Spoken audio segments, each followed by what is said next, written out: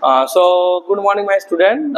As you know that in the previous class we already discussing about what the applications of Gauss theorem. Okay, and that is what the due to a straight charged wire, uniformly charged distributions, we are finding over there the electric field intensity at any near point. Now today we will discussing about electric field intensity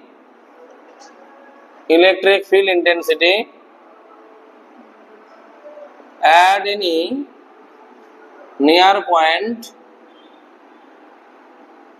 of a charged thin plane sheet of conductor. Okay, so for this particular topic, you know that you have to draw a one diagram over there. Suppose this is a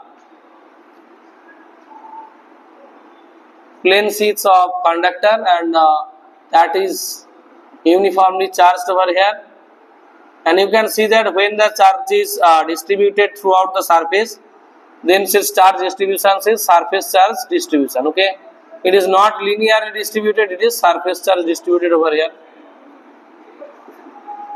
Okay, so at that case you can see that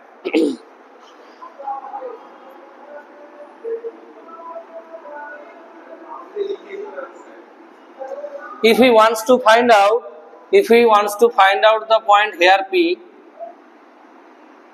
electric field intensity how much, so for that purpose we have to draw again one Gaussian surface and that should be closed, and through this point if we wants to find the electric field intensity, first we draw the Gaussian surface, and we can see that the Gaussian surface is looks like what?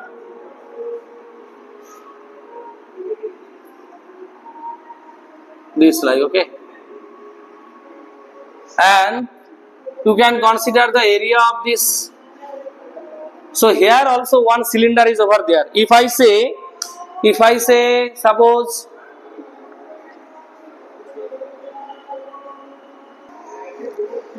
this is a thin plane sheet of conductor and he wants to find out the electric field intensity at any near point. So through this point what should we indicate over there? Suppose we have to draw this. Suppose this is so that side one cylinder will be there and this side, okay, this is the closed Gaussian surface. So this is actually what? This is a cylinder. Okay, through this cylinder you can see that actually what? One cylinder is over here and another is here, such like this way, and the charge, that is, this is the charge distribution, and we want to find out here the electric field intensity. So for that this is one cylinder over here and another is here. Okay, one cylinder here and here, so the total things is closed over here, and you can see that the charge that is distributed for this particular region, where for this particular charge the electric field intensity will be created. Nothing for this another charges over there distributed throughout the plane sheets, but actually for which charge? For this particular charge electric field intensity will be produced. So again we have to do such cases that you can see that here one curved surface is here, one curved surface this like, and another is here, one flat surface this, and this is another flat surface. For this flat surface area vector will be this direction and electric field intensity will be which direction? Electric field also be this direction. So in that case theta equals to how much? 0 degree for flat surface, and in that case what? Here also area vector will be this direction, and for this positive charge again electric field will be this direction E. So here theta equals to how much? 0 degree. But for the curved surface, where the curved surface? This is a curved surface, this is the curved surface, this is the curved surface. For this curved surface what happened? If I take a very small part over here, so you can see that the area vector will be which direction? Towards you, towards you. So area vector will be towards us. So area vector will be, suppose as this is three-dimensional figure, so this is ds and electric field is which direction? This. In this case you can see that theta equals to what? 90 degree. So for curved surface, if I take this is the curved surface. Suppose this is the curved surface, and if I take a very small area part, so you can see that this is the area vector over here, and what is the direction of electric field? That is this direction. So what is the angle there? 90 degree between them. So in that case, we can see that the flux is nothing, because in the previous class we already discussing about that, when the flux is maximum and when the flux is minimum. So now, if we use Gauss theorem, what we can say? Using Gauss theorem, close integral E dot ds. So here also integration will be over, because we are taking a very small q part. Here also we are taking very small part. Okay, for ds, if we want to find out for the whole surface area, for the whole curved surface, for the whole flat surface, then we have to do the integration over here. So close integration E dot ds equals to what? If we say here the charge that enclosed by this surface, and that charge is how much? Q, and the area is how much? A. So charge per unit area, can we say that is surface charge density sigma over there? Q by A. If this is area A over there, whatever be the area, this area both are equal. This flat surface also be equal of this area. Okay, so both these three area are equal. So charge per unit area, that is called, you know, that surface charge density sigma. Surface charge density. Okay, now we are using what? E dot ds equals to what? Q upon epsilon naught according to Gauss theorem. Now we are doing two flat surface here, two flat surface, and for flat surface we can see that the angle is how much? We are discussing there cos 0 degree. And for the curved surface, what happened? That is E into ds into what? Cos of 90 degree. That equals to what? Q upon epsilon naught. So we can see that for the flat surface only the flux is consisting over there. Okay, for the flat surface, and only here ds, but you can see that cos 90 degree gives you 0. In case of q, you can write there, you can write q in place of q. In place of q, you can write sigma into a. So in place of q, we can put sigma into a upon epsilon naught. Okay. Now 2 into E into what is the total area of the flat surface? We are considering this total area, this area and this area are same, and we considering this area, this surface area. This surface area is how much? We are considering this surface area is A. Okay. So now we can write the integration of ds. If we say this is the small part ds over here, so the total will be how much? A. 2 into A equals to sigma into A upon epsilon naught.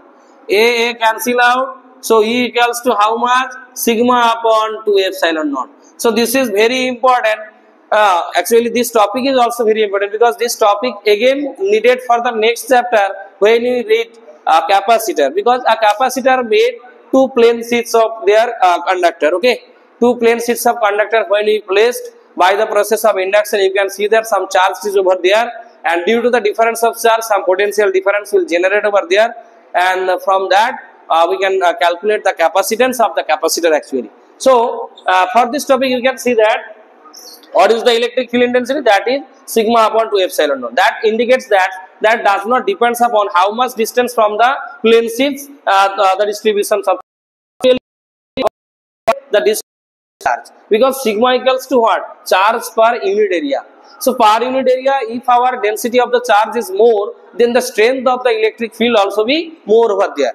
Actually not, the distance is needed. In the previous class we already discussing what? For the straight conductor, then the expression was what? Lambda upon 2 pi epsilon naught r. So at that case you can see that r was what? The distance from the straight wire. Okay, but here you can see that no distance is needed over there. So such cases, if I say two plane sheets is given over there, and both are positively charged and both having surface charge density how much? Both having surface charge density sigma. Both having surface charge density sigma. If I say 3 point, this is 0.1, this is 0.2 and this is 0.3. In that three places if you have to find out the electric field intensity, then you can see that nothing distance is needed over there. For this plus charge density, the electric field intensity will be this direction. For this plus, the direction will be this. So for these two plane sheets, you can see that the resultant field intensity at position 1 and at position 3 both will be in the same, because for this plus direction will be away from the charge, for this plus electric field will be again. So for position 1 and for position 3, what will be the net electric field intensity for these two plane sheets of conductor? For position 1 and 3, for position 1 and 3, what will be the direction? That will be E equals to what? E1 plus E2. And you know that sigma upon 2 epsilon naught plus sigma upon 2 epsilon naught, that is 2 sigma upon 2 epsilon naught. 2 cancel out, that is sigma upon epsilon naught. Yes or no? But if I say, if we want to find out the electric field intensity at the midpoint, then for this plus charge electric field will be this direction, and for this plus charge density this will be this direction. So what will be the resultant at position 2? Okay, resultant at position 2, what will be the direction? E equals to what? E1 minus E2, and that is sigma upon 2 epsilon naught minus sigma upon 2 epsilon naught, that is 0. But actually the magnitude is equal, but the directions is different over there, and that's why we could have this negative side. And the resultant field intensity is how much? Resultant field intensity is here 0. Okay, so if I say now one is plus charged and another is minus charged, then the condition will be reciprocal. If I say this is positively charged, one plane sheet, and another is negatively charged, and both having the surface charge density how much? Sigma, then for 1 and 3 position, what will be the direction? For this plus charge direction will be this E1, and for this negative charge direction will be the electric field intensity this. So for position 1 and for position 3, for this case, for position 1 and 3, what will be the E? E will be sigma upon 2 epsilon naught minus sigma upon 2 epsilon naught, that is equals to how much? 0. And for position 2, you can see that for this plus charge this will be E1, and for this negative charge this will be E2. Actually these cases will be needed when we read for capacitor chapter. So that's why we are doing this particular topic. Okay, so for position 2, what will be the electric field intensity over there? That will be sigma upon 2 epsilon naught plus sigma upon 2 epsilon naught, as both are acting in the same direction. So what will be the resultant field intensity? Sigma upon epsilon naught.